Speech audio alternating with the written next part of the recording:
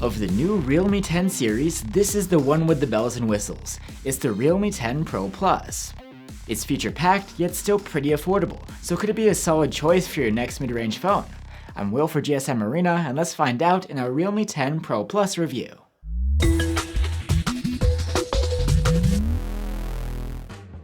This year we've seen plenty of sequels fall a bit flat, but the Realme 10 Pro Plus actually brings plenty of upgrades over its predecessor. These include a better display, a more powerful chipset, and a higher res main camera. The design has also been reworked. Both the front and the back curve into the plastic frame, making the phone feel razor thin in the hand. And the kaleidoscope-like glittering finish on this plastic back panel really catches the eye. There is no official ingress protection here though.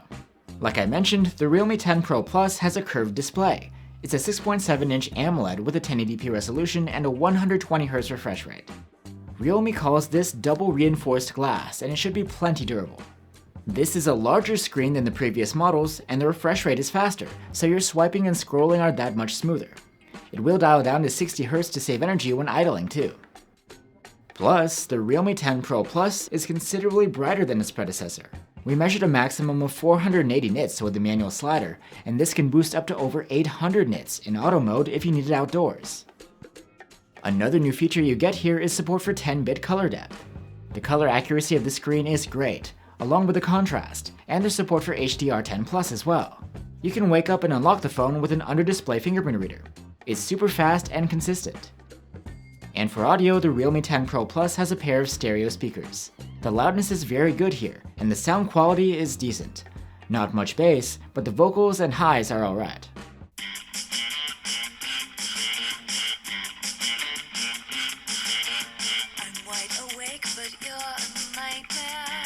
You can get the Realme 10 Pro Plus with 128 or 256 gigs of storage on board. This isn't expandable through microSD though. The interface of the phone is Realme UI 4.0, and is actually on top of the latest Android 13. This is a smooth, clutter-free UI that's pretty straightforward, but if you dig deeper, there's plenty of custom functionality too. We plan to do an in-depth look into Realme UI 4.0 in a separate video, and we'll add a link to it here as soon as it comes out. The Realme 10 Pro Plus is powered by a brand new chipset, a MediaTek Dimensity 1080. It's an improvement over the previous model's Dimensity 920, with slightly better performance and efficiency, and an upgraded ISP for the cameras. The increase in performance isn't huge, it's just based upon higher clock speeds at the same CPU cores. Still, it's nice to see. Some smartphone lineups have even gotten downgraded silicon this year. The Realme 10 Pro Plus is very competitive for the class, and quite stable when it comes to thermals too. The Realme 9 Pro Plus had good battery life, but the Realme 10 Pro Plus has a larger battery and blows its predecessor away. With its 5000 mAh battery, it was able to score an incredible endurance rating of 149 hours in our proprietary battery life tests. And on top of that, the charging speed is faster too. With the bundled 67-watt adapter, we were able to charge from 0 to 86% in half an hour. Now we're onto the cameras. The Realme 10 Pro Plus brings a 108-megapixel main cam, an 8-megapixel ultra-wide, and a 2-megapixel macro camera.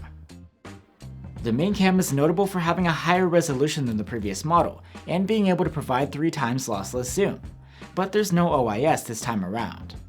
The main cam shoots 12-megapixel photos by default, and during the day these are pretty good. There's great contrast, adequate dynamic range, and likable colors. We have seen better fine details like foliage elsewhere, but at least the processing doesn't draw your attention to that. It's quite balanced. There's a 3x zoom toggle, and that's possible thanks to the main cam's large sensor. We wouldn't call it 100% lossless, but it's quite nice. While there is some noise, there's enough detail, and the colors, contrast, and dynamic range match the regular photos. Portraits from the main cam are great. The separation is really good, and the subject is well exposed, detailed, and sharp. The 8-megapixel photos from the ultra-wide are surprisingly good. There's an above-average level of detail here. The distortion correction works well, and you get nice contrast and colors and balanced dynamic range. The macro cam's 2-megapixel photos aren't great. The detail level is what you'd expect at this resolution, and the dynamic range is narrow. If you're shooting with the main cam at night at its default zoom level, some automatic night mode processing will kick in.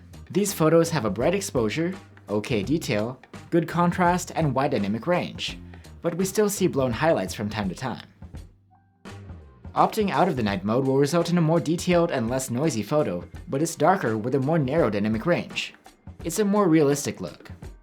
If you're shooting with the ultra-wide at night, you won't get an auto night mode by default. The photos are poor in quality. Soft, noisy, dark, and low in detail with narrow dynamic range. You can toggle on a night mode though, and it helps a lot. You get a brighter exposure, boosted color saturation, and a wider dynamic range. Still, the detail level isn't great, and there's visible noise. Selfies from the 16-megapixel front-facing cam are just alright. The detail is average, and the photos are on the soft side. Still, you do get good exposure and dynamic range, and the colors are true to life. Videos can be captured with the main cam in up to 4K at 30 FPS. The quality is outstanding, with excellent detail and sharpness, low noise, great contrast, and impressive dynamic range. There is no stabilization in 4K though. In low light, 4K videos from the main cam are impressive as well. There's a lot of detail, good exposure and colors, decent dynamic range, and tolerable noise levels. The ultra-wide is capped at 1080p, and during the day its videos are good with enough detail, low noise, accurate colors, and balanced dynamic range. So that's the Realme 10 Pro Plus. It's a nice phone for the money and offers plenty of improvements over the previous model. The display is great, the battery life is outstanding, charging is fast, and the cameras do a good job too. The major downsides here are the lack of ingress protection and some lackluster selfies, but if these don't bother you, then the Realme 10 Pro Plus is definitely worth checking out. Thanks for watching guys. If you'd like to check out some alternatives to the Realme 10 Pro Plus, here are a couple that we've reviewed on our channel. The first is the Samsung Galaxy A53. And then we have Xiaomi's Poco F4. See you next time.